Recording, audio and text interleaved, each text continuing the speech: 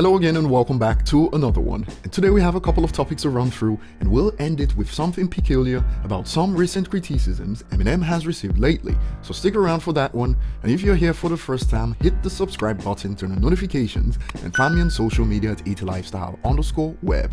So we all know what happened a few days ago when someone that got on the wrong side of Eminem did himself in by sharing how he felt about people like Eminem, and even after dozens of diss tracks were released to take down Eminem, this guy has to invite guests over and over again to his radio show, and here most of them include Eminem in their top 5, just like he did many times before Lord Above dropped.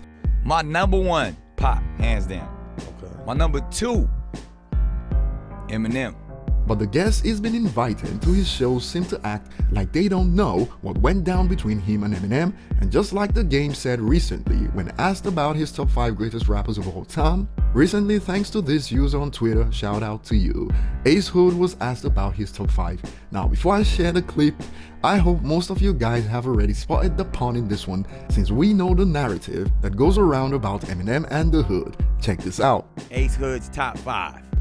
Yeah, I'm gonna go with Wayne on that list. I'm gonna throw Kendrick on that list. Ooh, Wayne, I'm gonna Kendrick. throw Eminem on that list. Ooh, ain't nobody mad at that. Notice Ace looked to the side when he mentioned Wayne and Kendrick and looked to the camera after mentioning Eminem, so I'll take that as a sign that he knew what happened between the two.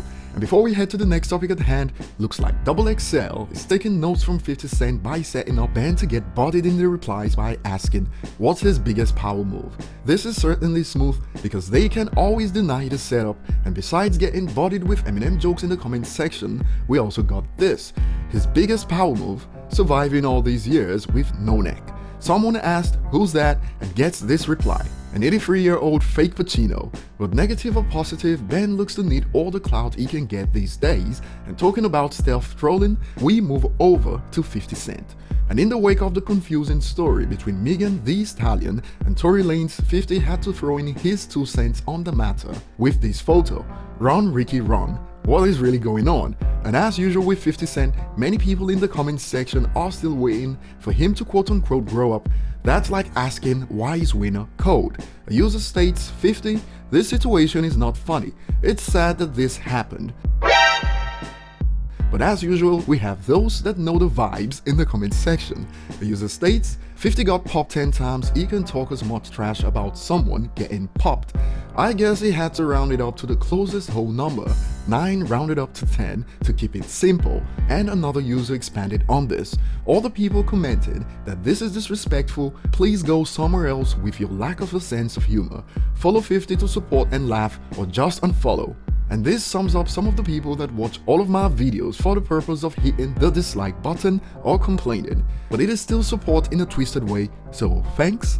And we head over to the reception that Logic's recent retirement has received before we end it with Eminem's peculiar criticisms arising.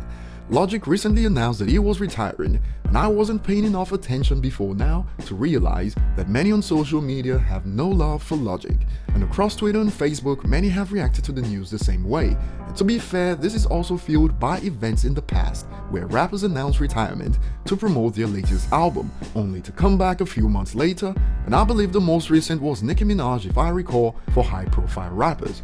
A popular response to this states, Logic trash anyways. Another one, album cover probably won't match the quality of the songs LOL. Best news I've heard all year, and I know Logic doesn't usually get GOAT praises, but I'm with the next user on this one. I really want to know why people hate on Logic. I ain't a big fan, but just curious. And if you have the answers, let us know below. And the reception wasn't that different even on Facebook, with comments like, good, by Logic. And if you ask me, it just reinforces the narrative that people are more critical of rappers with good technical ability and go easy on the quote-unquote mumblers.